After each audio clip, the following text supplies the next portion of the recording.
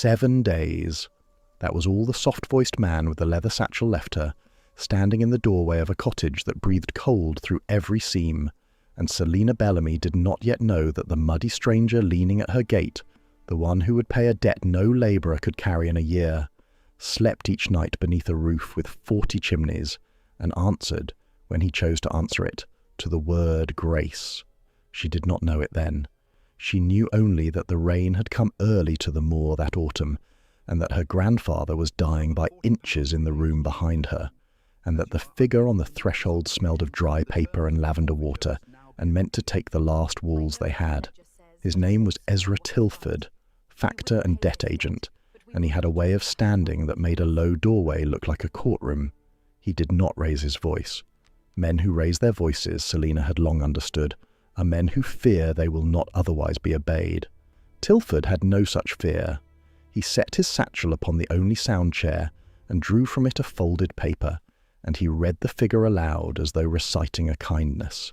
£150, the principal and the accrued interest both, he said, owed against the surety of this dwelling and the half-acre, payable in 7 days, mistress, or the surety is forfeit, and the property reverts. My grandfather borrowed £11, Selina said, 3 winters past, for physic and for coal. £11 was the principal. Tilford's smile was patient, the smile of a man explaining arithmetic to a child. The terms were generous, the terms compounded. I did not write the terms, mistress. I merely collect what they have grown into. She looked at the paper without touching it. She had learned to read upside down across a table the way other girls learned to sew, because her grandfather's eyes had failed before her own had finished growing, and for 3 years she had been the eyes that read his correspondence aloud. She saw the figure. She saw the seal. She saw, in the corner, a smaller mark she did not understand, a little crossed hatchet device pressed into the wax, and she filed it away as she filed everything away, without yet knowing what drawer it belonged in. You may tell whoever sent you, she said, that we will find it. There is no whoever, mistress. There is only the debt. He gathered his satchel. At the door he paused, and his voice dropped to something meant to sound like mercy. Of course, a young woman of your composure has resources. A young woman of less composure does not. There are arrangements. A protector. A man of means is often willing to settle such trifles for the right consideration. I could make an introduction. Were you to find the path of payment closed? Good day, Selina said. 7 days, said Tilford, and went out into the rain, and she did not weep, because weeping was a use of strength and she could not yet afford to spend any. She went in to her grandfather instead. Elias Bellamy lay propped against the bolster with his ruined eyes turned toward the grey square of the window, and though he could see little more than light and the moving shape of her, he turned his head when she came, the way he always had, as if her step alone carried news. He has gone, Elias said. It was not a question. He has gone. She knelt and took the cold knot of his hand between her 2 warm ones. He will come back in 7 days. Her grandfather had been, in his strength, a land surveyor. He had walked the high moors and the river valleys with a chain and a level and a brass instrument he had kept oiled like a fiddle, and he had drawn maps so exact that landlords across 3 parishes had paid him to settle their boundaries. The work had taken his eyes in the end, the close lines by candle, the years of squinting at the small north on the small dial, but it had given him, before it took, a way of seeing the shape of a wrong before anyone else could see it, and now, lying in the dark, he reached beneath the bolster and drew out something he had hidden there and pressed it into her hands. It was a roll of oiled cloth tied with cord, and inside it she felt the stiff edges of papers. My surveys, he said, of the Wyndcliffe lands. From the years I worked the Duke's commission, the old Duke, the father. His breath came thin. Selina, there is a thing I never told because I had no proof a court would hear, only my own 2 legs and the chain I dragged. The commons up by the slate workings, the grazing the cottagers held by right since before any deed. It was being taken, quiet, a field a year, an award here, a line moved there, and all of it written to look lawful, and all of it flowing to one purse. I drew the true bounds. They are on this cloth. I could never prove the false ones, but the true ones do not lie. Hush now, she said. You will need your strength. Keep them dry, her grandfather said, and his fingers closed once, hard, over hers. Keep them dry, child, whatever else you let the rain have. That night she did not sleep. She sat with the roll of maps on her knees and the single candle guttering, and she counted again and again the things she did not have. She had a grandmother's ring she had already pawned and redeemed twice, and could not pawn a third time without losing it. She had 2 good hands and a strong back, and no work within walking distance that paid in coin rather than kind. She had pride, which fed no one, and she had 7 days, which was a thing that grew smaller while you held it. In the morning she walked the 4 miles into the market town to ask after work, and was refused at 6 doors, and on the 7th the inn. She was offered a kind of work she would not take, and she walked the 4 miles home again with the rain in her boots and the light going early, and that was when she found the stranger at the gate. He was a big man, broad through the shoulder in the way of men who use them, and he was filthy, mud to the thigh, and dried in the creases of his hands. He held the gate, but did not come through it. By his boots stood a black horse with a wild eye and a halter, and the horse she saw was the kind that had recently and violently objected to being a horse, and the man was the kind who had recently and patiently insisted that it be one anyway. "You are Bellamy's granddaughter," he said. His voice was low and unhurried, and it had no music in it and no apology. "I break horses at the farms hereabout. I have heard talk." "Talk is free in this country," Selina said. "Everything else costs." A muscle moved at the corner of his mouth that in another face might have become a smile, and in his did not quite. A factor came. "Tilford. He has put a price on your roof your grandfather cannot pay, and you cannot earn. 11 turned to 150 by the magic of ink. You have good ears for a man who breaks horses." "I have ears," he agreed. He looked at her then, properly, and there was nothing in the look she could name as insult, but nothing soft in it either. It was the look, she thought later, of a man reading the legs and the eye and the wind of a thing he meant to make a bargain over, only the thing was her. "I can settle it, the whole of it, the principal and the grown part both, in coin, before the 7 days are out." She stood very still in the rain. "And, in return, marriage," said the stranger, "mine to you, lawful before a parson, with the ban dispensed by license so it may be done before the debt falls due. You keep your name your own way.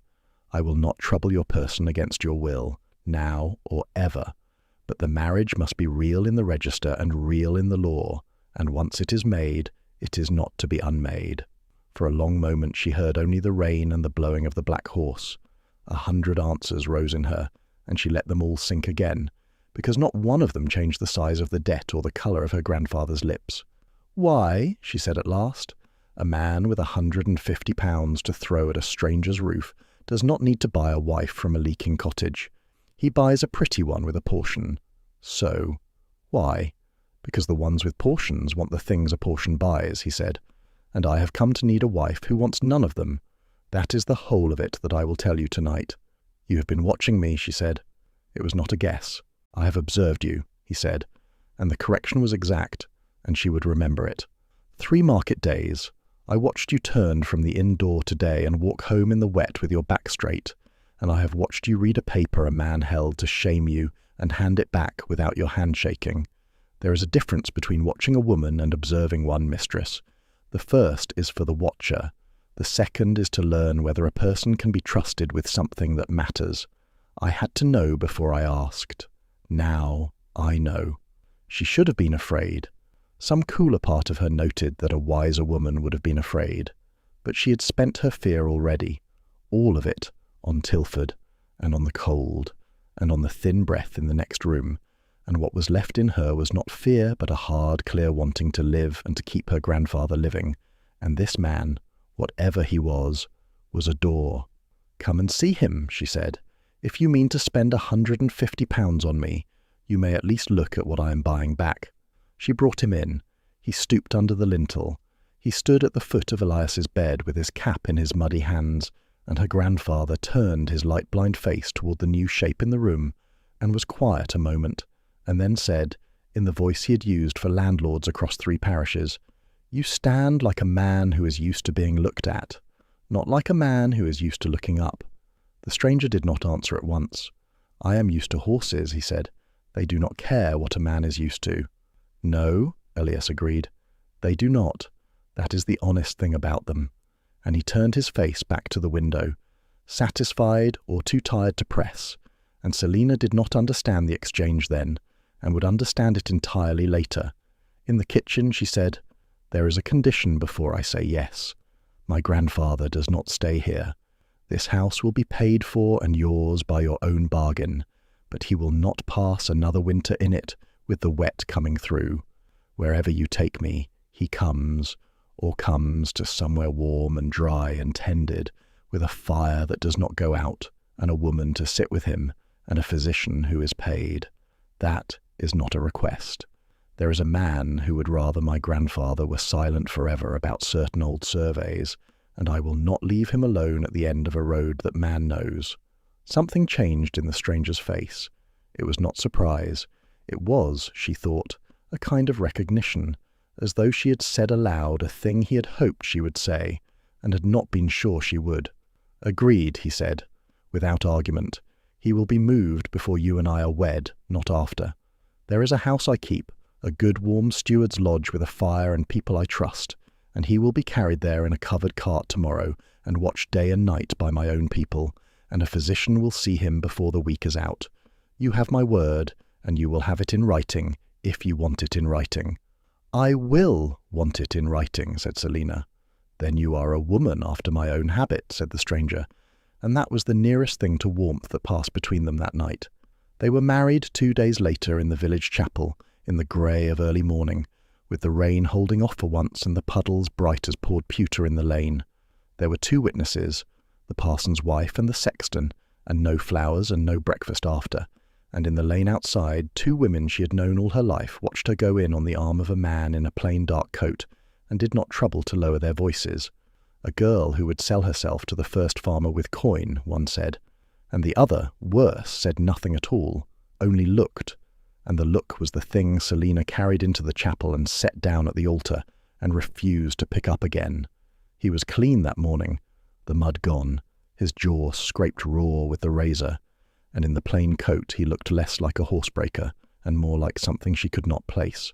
When it came to the register, she bent to read what he had written, because she read everything, and she saw the name set down in a strong square hand, Nathaniel Ashcombe. No trade was written beside it. The space where a man set down his occupation, labourer or farmer or breaker of horses, was left clean and empty, and she looked at the emptiness and then at him, and he met her eyes and did not explain it, and the parson was already speaking, and she signed her own name beneath his and became, for reasons of arithmetic and love and 7 days, the wife of a man whose trade she could not name. They did not go to any cottage. They went, after, to a covered chaise she had not expected, with a driver who touched his hat to Nathaniel in a way no man touches his hat to a horsebreaker, and they drove out of the valley and up onto the high moor, and the country opened around them, vast and brown and gold and streaming with cloud shadow, until she could see no fence and no roof and no end of it. "My grandfather," she said. "He was moved? You swore it." "Yesterday at noon. I had word last night." He drew a folded paper from his coat and gave it to her without flourish. It was a letter in a careful clerk's hand, and it said that Elias Bellamy had been carried by covered cart to the South Lodge, that he had taken broth and slept, that a fire was kept, and a woman named Hannah sat with him through the dark hours, and that the physician was sent for. At the foot was a postscript in a rougher hand. He asked was his cloth kept dry. We told him it was. He slept then. Selina read it twice. Then she folded it very small and held it in her fist all the rest of the way, and if she wept a little, behind her hand, with her face turned to the streaming window, the man beside her had the grace to look only at the moor. They came at evening to a wall, and then to gates, and the gates were iron and high and worked at the top into the same little crossed hatchet device she had seen pressed in the wax of the debt, and she had no time to understand that before the gates were open and they were through them, and a long avenue of wind-bent trees was carrying them up toward a house. It was not a house, it was a county of a house, grey stone rising into the last of the light, and somewhere beyond it, faint and ceaseless, the sea. The chaise slowed. Servants were spilling out to form a line along the steps, and at the foot of them stood an old man very straight in dark clothes, his white hair bare to the wind, and as the wheels stopped and the door was opened, he came forward and bowed, not the small bow of a servant to a guest, but the deep bow of a household to its master, and he said, in a voice cracked with age and feeling, "Your Grace, welcome home. We had near given up hope of seeing this day." The word fell into the evening and did not echo, because some words do not need to. Selina sat where she was. She looked at the man she had married, the man she had taken for a breaker of horses, the man whose hands she had seen caked with mud, and whose name had no trade beside it, and she understood all at once the empty space in the register, and the touched hats and the crossed hatchets in the iron and the wax, and the understanding went through her like cold water. "Your Grace," she said very quietly, only to him, "is that the trade they left off your name?" "It is," said Nathaniel Ashcombe, Duke of Wyndcliffe. "Hobbs," he said to the old man, "her Grace is tired and the wind is cruel. We will have the rest of the bowing indoors. Her Grace." She heard herself made into two words and did not know yet whether they were a gift or a cage. She did not faint and she did not flee, because she had spent her fear and her tears already, and had not had time to earn more. She let herself be handed down. She walked up the steps past a line of faces she could not yet sort into friend and stranger, and into a hall hung with the dim portraits of dead Ashcombes, who all, she thought, had his jaw, and she did not speak again until she and the Duke were alone in a small warm room with a fire and a door he had shut himself. Then she turned on him. "You bought me from a leaking cottage," she said, "and let me stand in a lane and be called what they called me, and let me marry you believing I was lifting myself out of the gutter into the next gutter up, when all the while you were this. You let me think I had to be grateful. Do you know what it is? To school yourself to be grateful to a man you believe is only a little less poor than you are, and then find he could have bought the whole village, and the lane, and the women in it. You did not lie with your mouth. You lied with everything else." He took it standing, as he had taken her conditions, without retreat. "Yes," he said. "Why?" "Sit," he said, "and I will tell you the whole of it, that I would not tell you in the rain." And because her legs had begun to shake at last, with cold or with fury or with the long-deferred weight of the day, she sat, and he stood with his back to the fire, and he told her. He had been the second son, he said, never meant for the title. His elder brother had been the heir and had died of a fever at 30, and his father had followed within the year of a broken heart that the physicians called by other names, and Nathaniel had come into a dukedom he had not been raised to hold, at an age when he knew horses and ships and almost nothing of deeds and rents. Into that ignorance had stepped his father's younger brother, his uncle Crispin Ashcombe, genial, capable, beloved by the county, who had taken the boy Duke under his wing and managed the estate for him through his minority and well past it, and whom Nathaniel had trusted as a son trusts, because he had needed someone to trust, and Crispin had made himself easy to need. And the estate prospered, Selina said. On the books. On the books it prospered, he agreed, and looked at her with the first flicker of something that was not guardedness. And that is a sharp thing to say to a man who has only just told you he cannot read his own ledgers as well as he should. You are right. On the books all was well. In the country the tenants grew poorer and angrier, and called me a hard landlord behind my back, and I could not understand it, for I had given no order to grind them. The rents I never raised came raised to their doors. The commons they had grazed time out of mind were enclosed under awards I had never read because they were brought to me already signed by men I trusted, in a stack a foot high, with a pen, on days I would rather have been in the stables. I am not a fool, mistress, whatever this looks like. I was a young man who handed his eyes to other men, and they spent my eyes against me. As my grandfather handed his eyes to me, she said slowly, and would have been robbed if I had been the wrong granddaughter. Yes, said the Duke, and there is the thing I have been coming to. A year past I began to wake. A tenant cursed me to my face at a fair, a man whose father I had known, and I went home, and for the first time I pulled the ledgers myself, and could not make them lie flat, and I knew enough to know I did not know enough. I knew my uncle would never let me look too close while I trusted him, and I knew that any wife I married out of my own world would be his ally before she was mine, for they are all his world. The whole county is his country, and he has been buying it with this estate's wealth for 20 years, my father's day, and then mine. I needed a wife from outside it. I needed someone who owed him nothing and feared him nothing and could not be bought by the things he buys with. And I could not court such a woman as a duke, for the moment a duke courts, every soul within 10 miles begins to perform, and I would never see the true face under the performing one. So I broke horses. It is a true skill of mine, and no lie. My hands are my hands. And I looked for a woman who, cornered, kept her spine, and treated a muddy stranger as a person and not as a purse. And I found her reading a debt back into a factor's hand without trembling. What I did not know when I chose her, and could never have planned, was whose granddaughter she was, that the old man dying in that cottage had walked these very lands for my father, and drawn the lines that would one day undo my uncle. That was no cunning of mine. That was luck, and a man given as little of it as I have been does not turn it away when at last it comes. Selina was quiet a long time. The fire spoke. Somewhere far off the sea went on with its old argument against the land. You took a great gamble, she said, that I would not be a fortune hunter wearing a spine for the market. I did, and you proved it before you knew there was a fortune, when you made your only condition the safety of an old blind man instead of a settlement on yourself. A fortune hunter asks for jewels. You asked for a fire that does not go out for someone other than you. He paused. I have been alone in a house of people who all want something from me, mistress, since I was 19 years old. I did not buy a wife. I tried to buy an ally. I will understand it if all you wish to be is the second.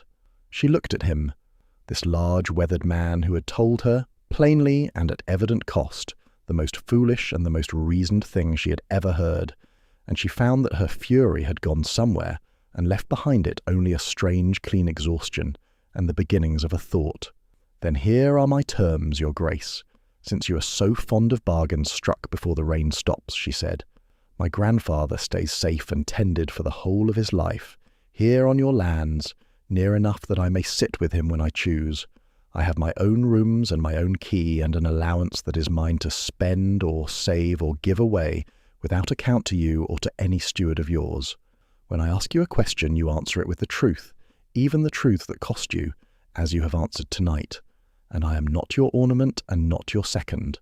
If we are to pull this house out of the hands of the men who are robbing it, I am your partner in the doing, an equal at the work, or I am nothing in it at all. Those are the terms. Every one of them, said the Duke of Wyndcliffe, is granted.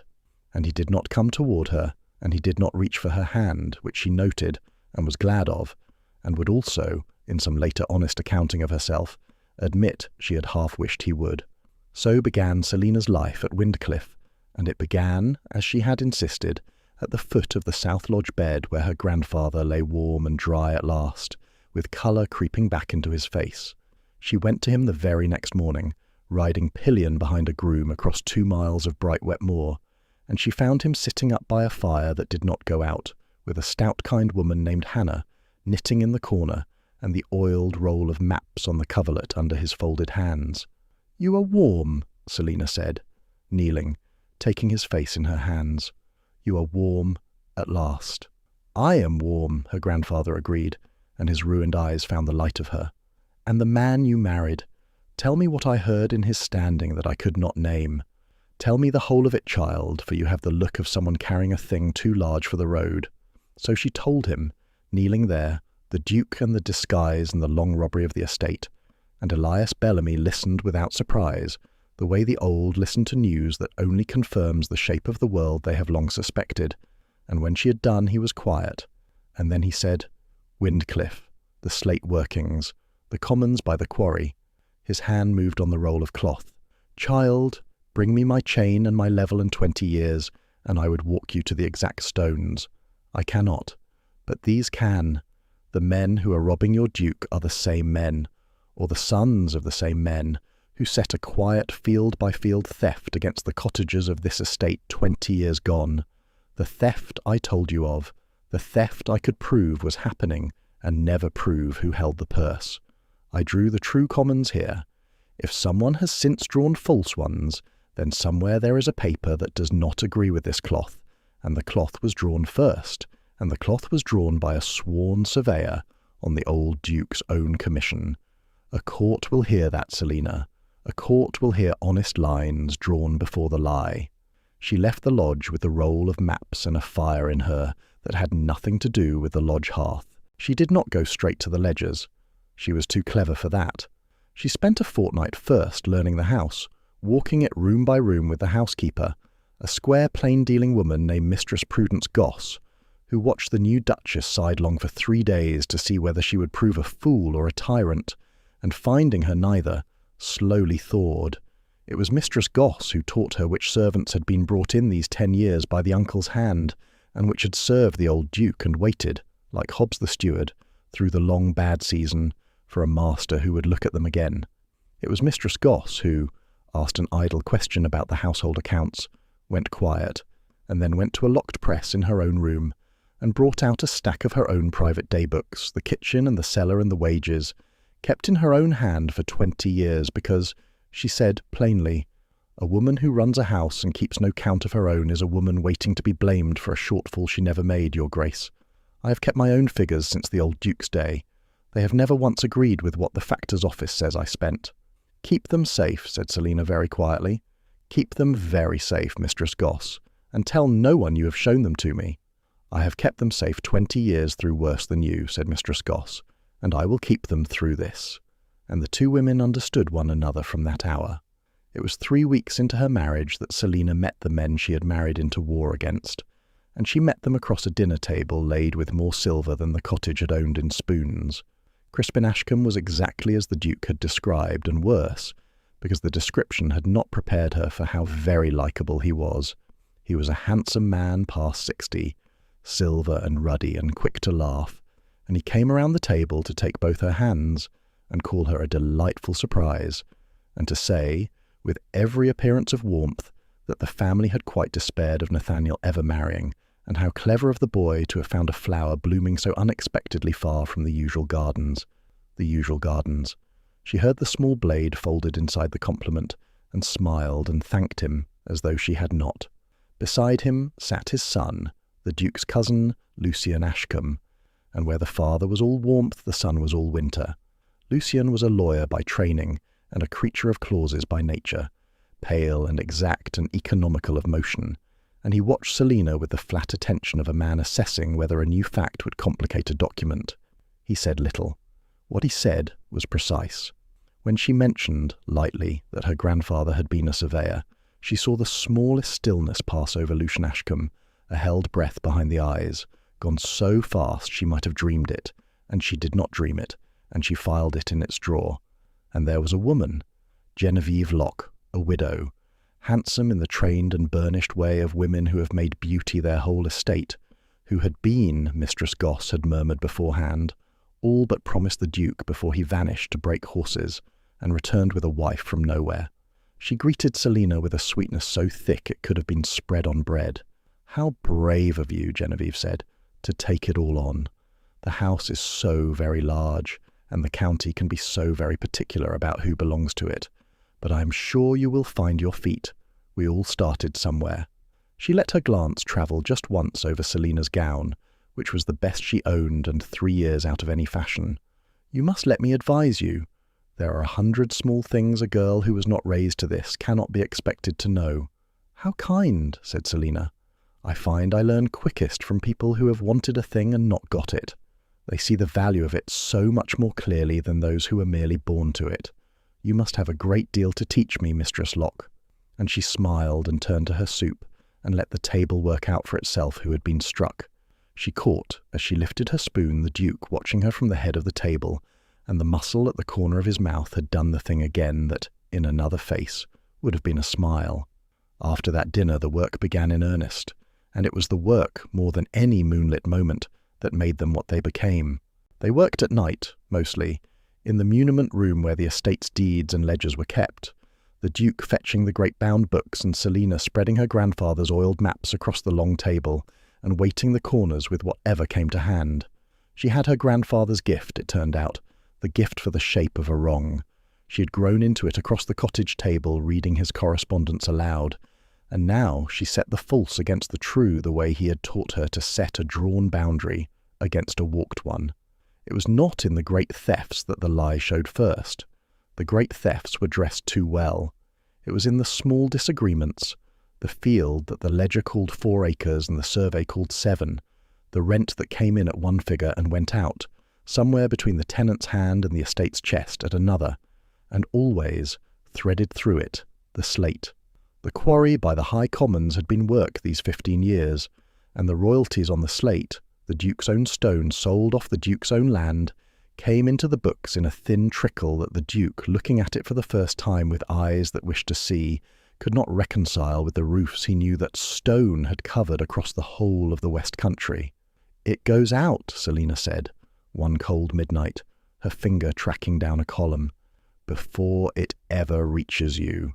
Look, the royalty is assigned, here and here and here, assigned to a trust for the management of the quarry works, and the trust pays the costs of the works, and the trust is administered by, and renders account to—" She turned the page and read the name and looked up. "Your cousin Lucian. And the surplus, after the costs the trust sets against itself, the surplus that should come home to you, is so small a child could carry it. They have not stolen your quarry, your grace. They have made you give it away, in a deed you signed in a stack a foot high, to a trust your cousin runs, that pays your uncle to mismanage it, and renders you the crumbs and calls the rest expenses." The Duke stood looking down at the page a long time. "I signed that," he said at last. "I have no memory of signing that, but that is my hand." "It is your hand on a day they chose," said Selina, "and that is the whole of their art. They never forged your name. They only chose the days you would sign anything to be let back to the stables. And then there was the matter of the Commons, and the Commons made the fraud for the first time walk into the room on its own 2 feet. Her name was Tamsin Khan, a widow of the high holdings, and she came to Wyndcliffe one grey morning on foot with a paper in her hand, and a dignity in her bearing that the cold had not bent, and she asked plainly to see not the factor and not the steward, but the Duke himself, because she said she would have the truth from the top of the thing or not at all, and because Mistress Goss had a word with the new Duchess before she had a word with anyone else. Selina saw her brought into the small warm room and gave her tea with her own hands, and read the paper she carried. It was an enclosure award. It declared that the grazing commons above Khan's holding, the rough acres where she ran the few sheep that stood between her children and want, had been lawfully enclosed and awarded away from the common right and into the sole hands of the estate, by an instrument made and sealed 3 years past, and it bore the Duke's seal, and it bore in the corner, pressed small into the wax, a little crossed hatchet. "My man's father grazed those acres," Tamsin Khan said, "and his father before, time out of mind, by a right no deed ever gave, because it was older than deeds. And now a paper says it was always the Duke's to take, and the factor's men have put up posts and come, Lady Day, I am to be off it, and I have nowhere to put my sheep, your grace, which is to say, I have nowhere to put my children. I do not believe my Duke did this. I have come to look at him and see do I believe it." "Wait here," said Selina, and went, with the award in her hand and her heart going hard, to the muniment room, and unrolled her grandfather's survey of the High Commons, the survey drawn under the old Duke's commission a quarter-century gone, long before the award was ever written, and she laid the new award down beside the old true map, and she looked, and she felt the floor of the whole matter shift solid beneath her at last. For the award described the bounds of the enclosed commons in feet and chains and roods, very exact, very lawful seeming, and her grandfather's survey described the same ground in his own sworn hand, drawn first by a generation, and the two did not agree. The award had moved the lines. It had drawn the common smaller, where the truth made it large, and drawn the Duke's own domain larger, where the truth made it small, and in the gap between the false award and the true survey lay precisely Tamsin Khan's grazing, and the grazing of a dozen families like her, and the whole of it written to look as though the Duke had taken what was his, when in truth the Duke had been made the mask for a theft that filled in the end the same 3 purses as the slate. Selina sat down rather suddenly in the muniment room with the two papers before her, and she said aloud, to no one, which means it was never about the rents, which means it was never about the quarry alone, which means they have used him as the hand to do every wrong, so that when the country hates a landlord it hates him, and not them. They have stolen his lands and his name in the same motion. She brought Tamsin Khan her tea grown cold and a promise. You will keep your grazing, she said, and your children will keep their roof, and the post will come down, and I cannot tell you the day, Mistress Khan, but I can tell you the certainty. Only you must do one thing for me. You must keep that paper exactly as it is, every fold, and tell no soul you showed it to me but the Duke, and when I send for you, you must be willing to stand up before men in wigs and say to their faces what you have said to mine. Can you do that? I have buried a husband and 3 winters and kept my spine, said Tamsin Khan. I can stand up. The fog came down on the moor the day they rode out to walk the false bounds themselves, the Duke and the Duchess, to set their own 4 feet on the gap between the lie and the truth, and the fog was how the moor reminded them it cared nothing for their certainty. It came rolling grey and sudden off the sea while they were still high among the workings, and within the quarter hour they could not see the heads of their own horses, and the Duke, who knew the ground, knew it well enough to know that to ride blind among old quarry pits was to die, and he brought them to the only shelter the high ground offered, the ruined engine house of the abandoned upper working, 4 broken walls and a great rusted beam where an engine had once breathed. They tied the horses in the lee of it and went in out of the wet, and they sat on a fallen lintel with the fog pressing white at the empty windows, and there was nothing to do but wait for it to lift, and waiting, with nothing to do, is how the guarded come undone. You have given me back my own house, the Duke said, after a long quiet. He was not looking at her. He was looking at the iron beam, the way her grandfather looked at the window, at a thing that was not the thing he was speaking to. I had stopped thinking of it as mine. I had started thinking of it as a thing I was failing. You walked into it 3 weeks ago out of a leaking cottage, and you have made it mine again in a way it has not been since my father lived. I find I do not know how to say what that is to me, because I was not raised to say things. I was raised to be looked at and to answer when called grace, and to sign what was put in front of me. You ask me questions beneath my questions, and you wait, and I have begun to dread and to want the waiting both. You may say the thing, Selina said. I have made a great study of being told hard things in cold rooms. One more will not break me. He was quiet so long she thought he would not. Then he said, low and exact, the way he had corrected her about observing, when I made our bargain I told you I was buying an ally. That was true, and it is no longer the whole truth, and you required of me that I answer with the truths that cost. So, the truth that costs is this. I did not look for a woman I would come to want. I looked for a woman I could trust to fight beside me, and I have found that, and I have found also, which I did not bargain for and cannot now unfind, that I want more than your fighting. I want your company in rooms where there is no work to do. I want to know what you are thinking when you go still at a table. I want a marriage that is not a marriage in the register only. I am not asking it of you. You owe me none of it, and the terms you set stand. Everyone. I am only answering the question I can see you have not asked, because you asked me once never to lie to you with everything but my mouth. The fog pressed at the windows. Somewhere below them the unseen sea worked at the foot of the cliff. Selina sat with her hands folded in her lap, and felt the want rise in her that she had been pressing down for 3 weeks, the want she had refused to let herself examine because she had married a stranger for money, and would not be a woman who fell in love with her own bargain like a fool in a ballad. You will not press it, she said. It was not quite a question. I will not press it. Not now, not in a year, not ever. If all we are is allies, then we are the best allies in England, and that is more than I had a month ago. Then I will tell you the thing I have not said, Selina said, and her voice was steadier than she had any right to expect. And you will not press it either, and we will both go on with the work as though I had not said it, because there are men robbing your tenants, and I will not have my own heart make me careless. I want it too. I have wanted it for above a fortnight, and I have called it gratitude, and called it interest, and called it the strangeness of the house, and it is none of those. but I will not be loved out of relief, your grace, and I will not love you out of rescue, and until I am sure it is neither, I will keep my own counsel and my own key. That is my answer, and it is yes, and it is not yet.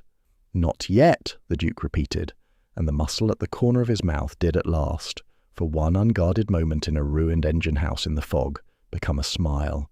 I have waited 11 years to be wanted for myself. I can wait a little longer to be sure of it. The fog lifted toward evening.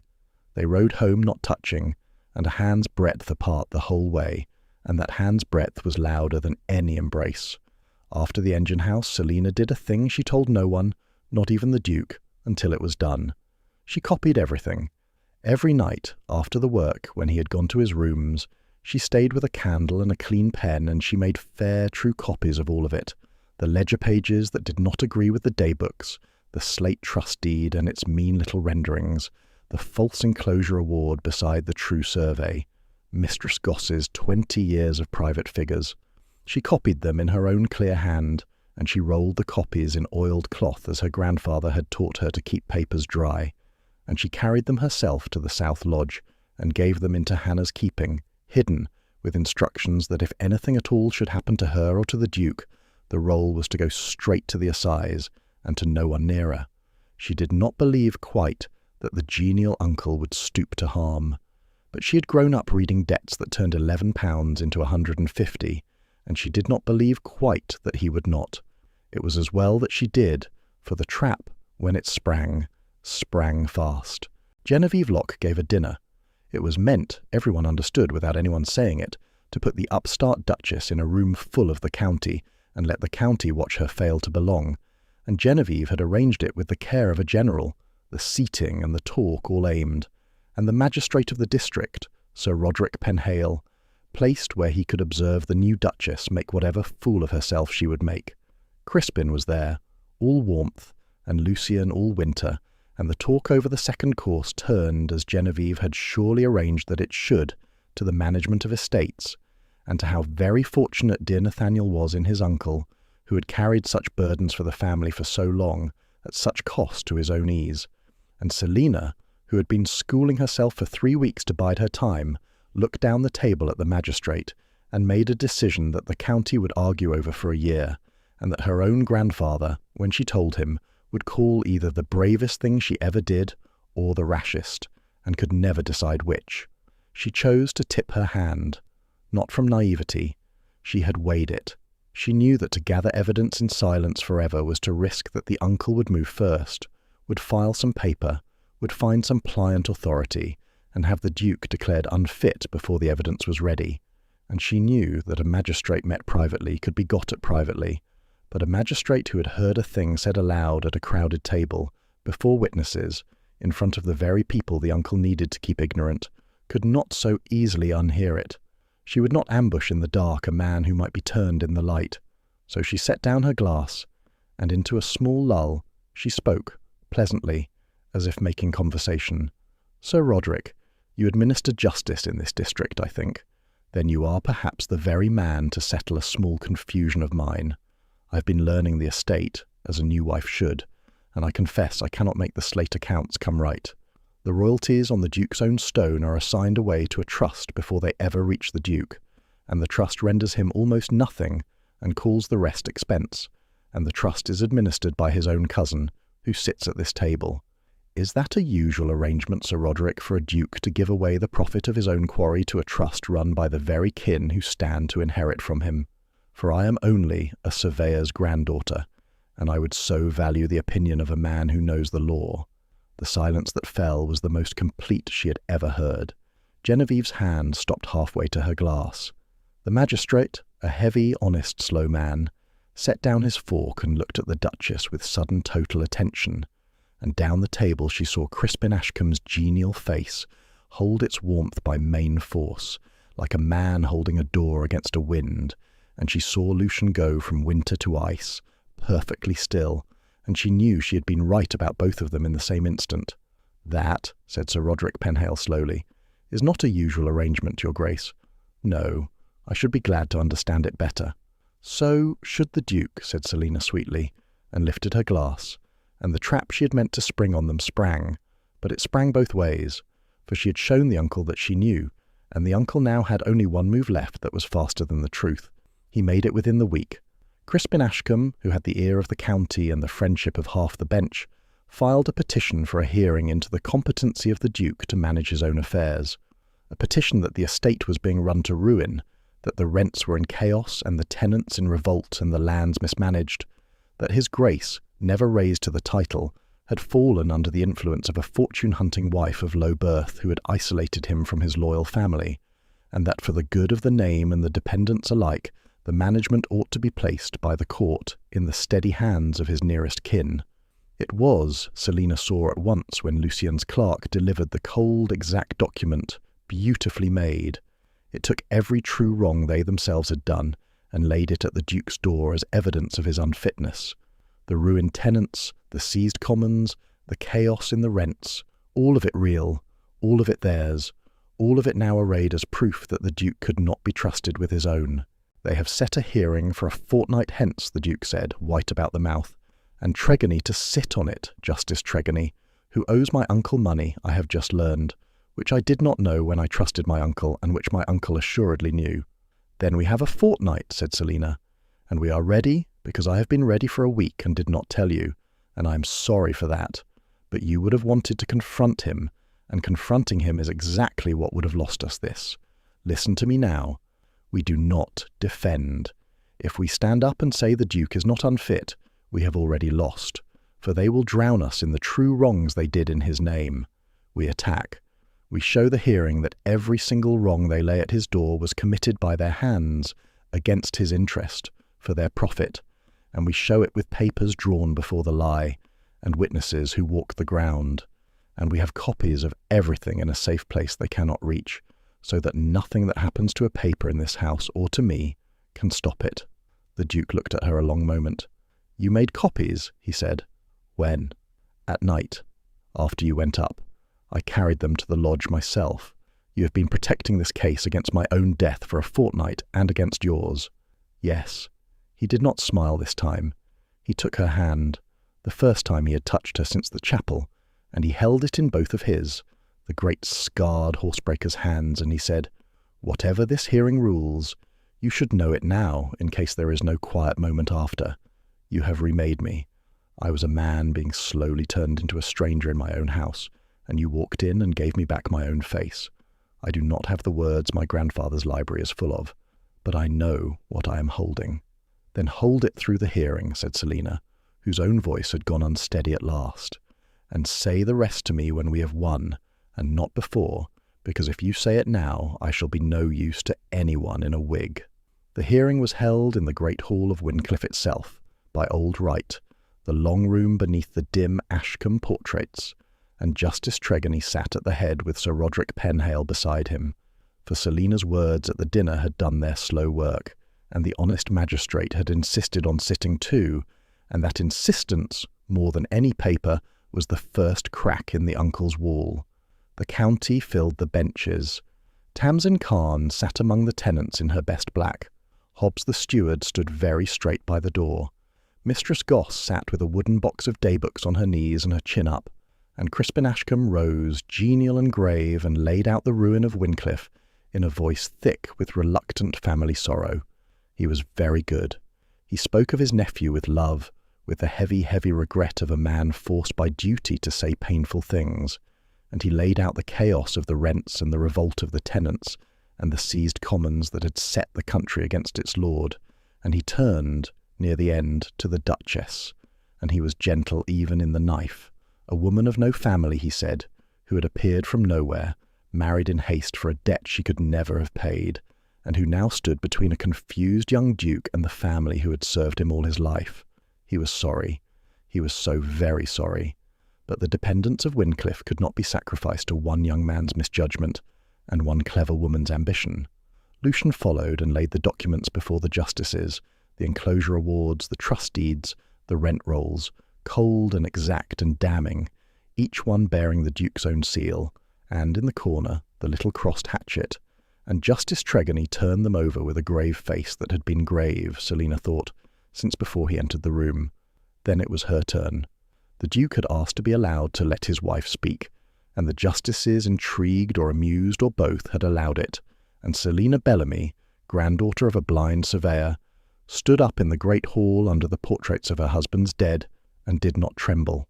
"My uncle by marriage has shown you the wounds of Wyndcliffe," she said, "and he has shown you them truly. The rents are in chaos, the tenants are wronged, the commons have been seized, slate has been taken from this land, and the profit of it has not come home. Every wound he has shown you is real, and I am here to show you only one further thing, which is the hand that made each wound, for he has shown you the knife and asked you to blame the body it was thrust into." She laid her grandfather's survey of the High Commons upon the table, and beside it the enclosure award that had robbed Tamsin Khan. "This award," she said, "moved a boundary. It says so itself, in feet and chains. And here is the same ground, surveyed and sworn under the old Duke's own commission 25 years ago, by a licensed surveyor, my grandfather, drawn a generation before this award was ever written. They do not agree. The award has shrunk the common and swollen the domain, and into the difference it has swept the grazing of the widow Khan and a dozen families more, and it has done it under this Duke's seal, so that the country would curse this Duke for the theft. But the survey was drawn first. The honest line was drawn before the lie, and no court in England takes the later forgery over the earlier truth." She heard the room change behind her. She did not turn to look. She set down the slate trust deed and Mistress Goss's daybooks side by side. "The slate," she said, "assigned away to a trust before it reaches the Duke, the trust administered by the man who drew these documents, rendering his grace crumbs and calling the harvest expense, and here kept these 20 years by an honest woman who would not be blamed for shortfalls she never made, the true household figures, which have never once agreed with the factor's office. The difference between the two, your honours, across 20 years is a fortune, and it has not gone into this house, and I can show you the trust into which it went, and the name upon the trust, and it is not the Duke's." And then she called her witnesses, and the witnesses were the thing that broke it, because papers may be argued over by clever men, but a widow standing in her black saying, "I grazed those acres as my husband's father grazed them, and the posts went up in the dark," cannot be argued with at all. Tamsin Khan stood and told the hall of the posts and the children and the paper that said her right had never existed, and the honest faces on the benches darkened. Hobbs, the old steward, stood, his cracked voice steadying as he spoke, and told the justices of 20 years of watching revenue leave by doors no Duke ever opened, of stacks of papers a foot high brought to a young master on hunting mornings, of the factor Tilford's men collecting rents that never appeared whole in any chest he kept. And Mistress Goss opened her box and gave her figures into the magistrate's own hands.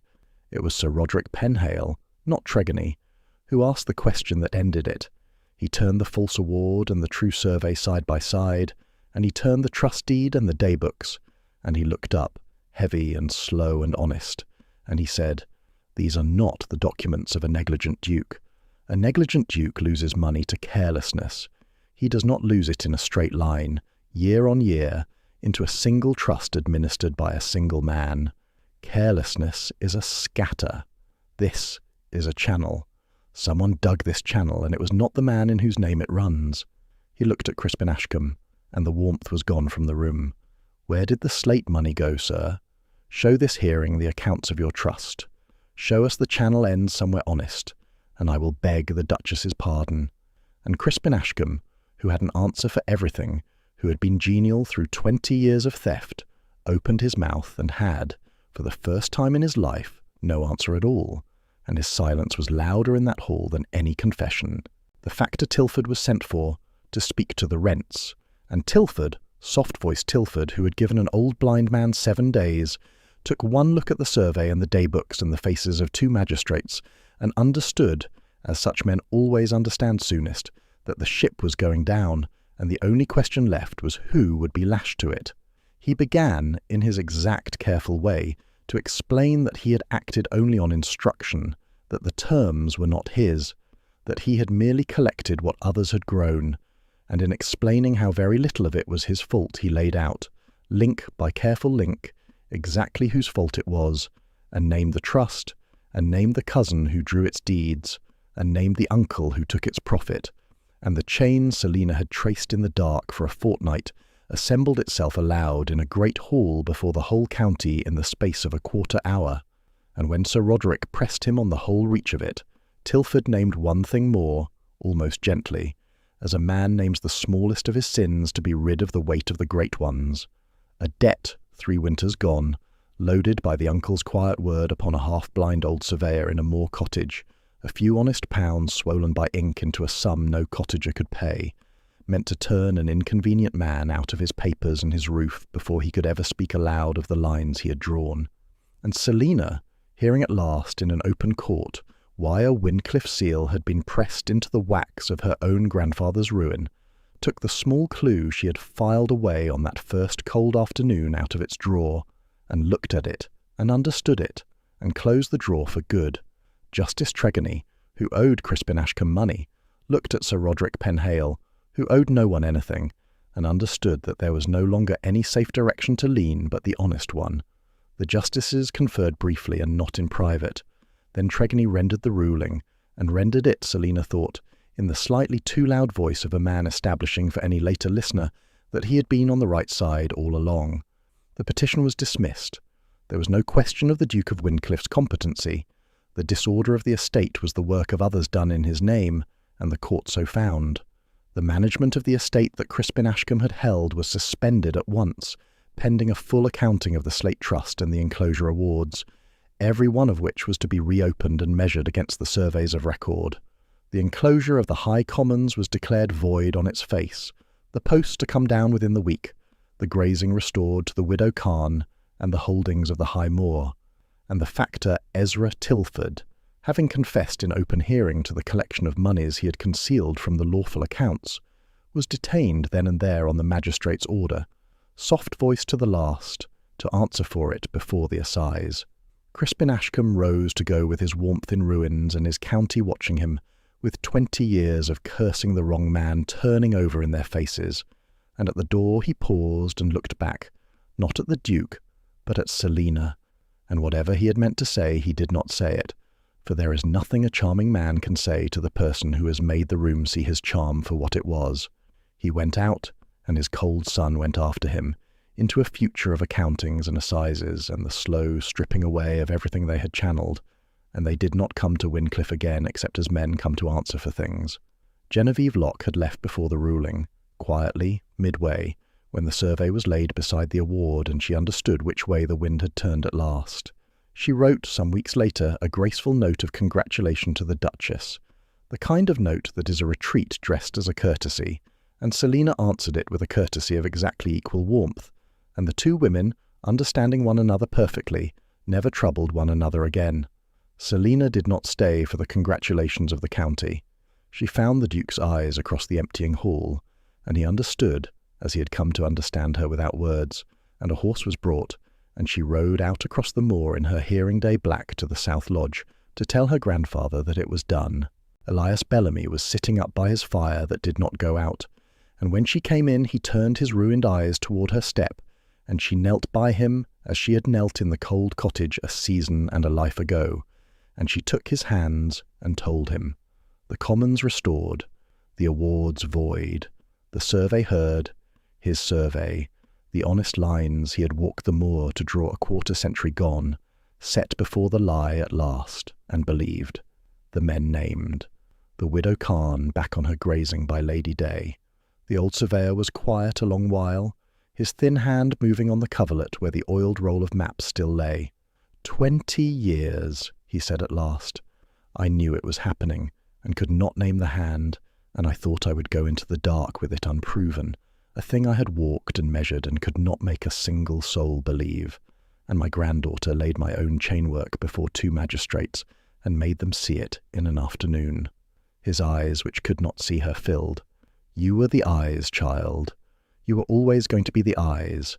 I gave you the lines. You gave them sight. You gave me everything, Selina said. You gave me the way of seeing the shape of a wrong. I only carried it to a larger room. And the man, her grandfather said, and turned his face toward her with the old shrewdness that the dark had never taken. The man who stood in my cottage like one used to being looked at. The Duke. Do you carry him to the larger room as well, or only his ledgers?" Selina was quiet. "I am old and blind and near the end of my road," said Elias Bellamy gently, "and there is little left I can give you, but I can give you this.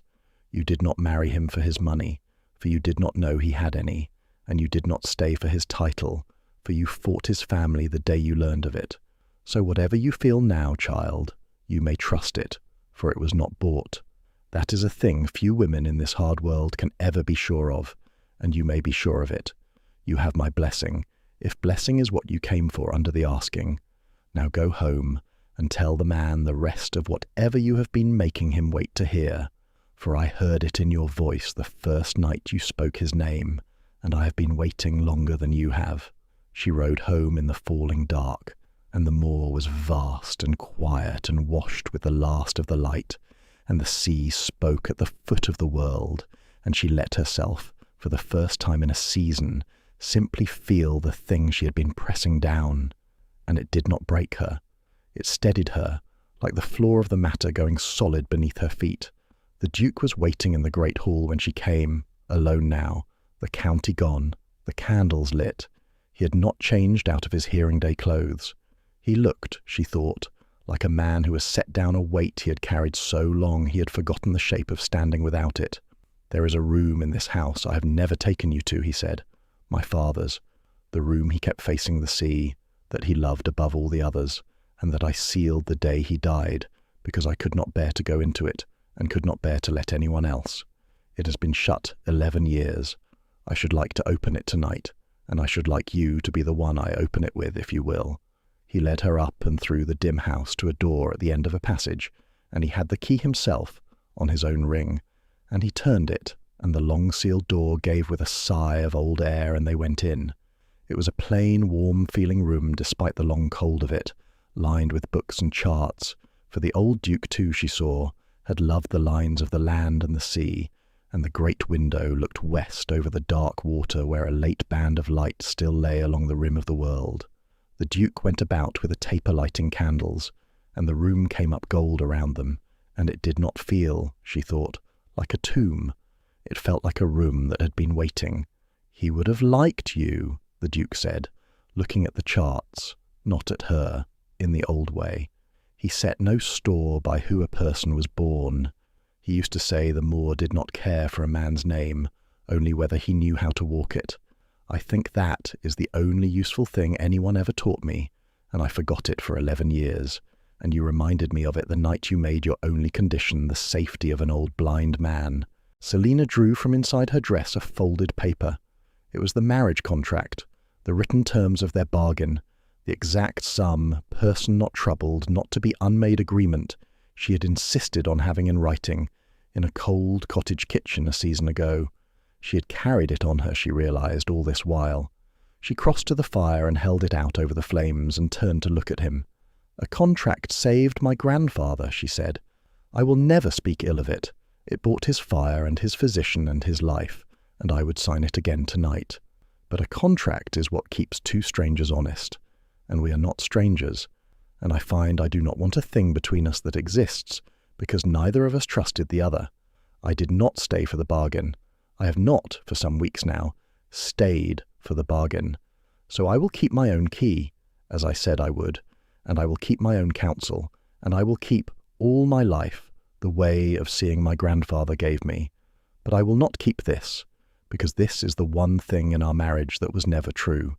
And she let the contract fall into the fire, and they watched it take and curl and gold and go, the 7 days and the exact sum and the careful clauses, all of it, up the dark chimney of his father's sea-room, and out into the night over the water.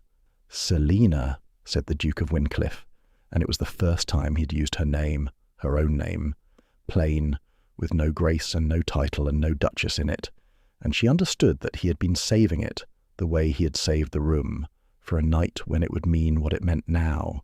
"You may say the thing," she said. "I have made a great study of being told things in cold rooms, but this one is not cold.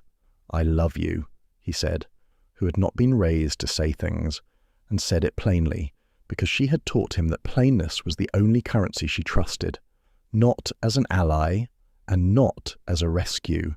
I loved you in the engine house and would not press it, and I have loved you across a fortnight of nights while you copied my ruin out by candle to keep it safe from my own death, and I love you now, in my father's room, with no bargain left between us. That is the whole of it, and it costs me nothing to say, which is how I know at last that it is true." "Then here is my answer," Selina said, "and it is yes, and it is now, and it is no longer not yet." And she crossed the gold-lit room to him, and he took her hand in both of his great scarred hands, and this time there was no hand's breadth left between them, and the long-sealed window stood open at last to the sea. The moor cared nothing for any of it, of course. The moor went on as it always had, brown and gold and streaming, indifferent to dukes and duchesses, and the small loud business of the people who walked it. But the people on it fared better, after, than they had fared in 20 years, and that was the part Selina cared for.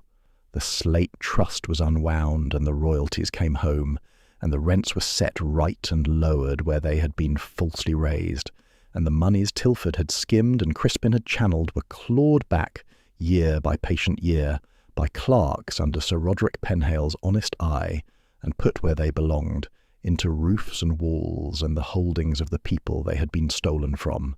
The enclosure posts came down within the week, every one, and the high commons were grazed again that spring as they had been grazed time out of mind, and the widow Tamsin Khan ran her sheep on her own restored acres, and her children kept their roof. Crispin and Lucian Ashcombe answered before the assize for what they had done, and the county that had cursed the wrong man for 20 years learned at last whom to curse, and the curse fell where it was earned. The factor Ezra Tilford, soft-voiced to the end, went where such men go. Elias Bellamy did not pass that winter, nor the next.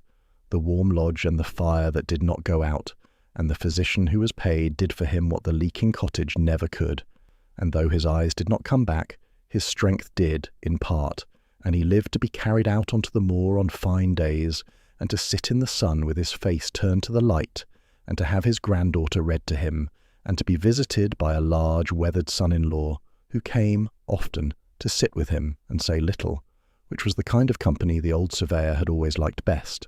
It was the following midsummer that they held the fair on the moor, on the restored high commons above the slate workings, by the very ground the false award had tried to steal, and it was the Duchess's notion to hold it there of all places, so that the country should gather to make merry on exactly the acres that had nearly been taken from it, and remember. They came from all the holdings in the village and 3 parishes round, in their summer best, with ribbons and ale and a fiddler and racing and a fire to be lit at dusk, and the long light of the midsummer evening lay gold across the moor the way it had lain gold along the rim of the sea in the old Duke's room, and the slate of the high working caught it and shone, the Duke's own stone on the Duke's own land, the profit of it coming home now to mend the roofs it had so long failed to mend.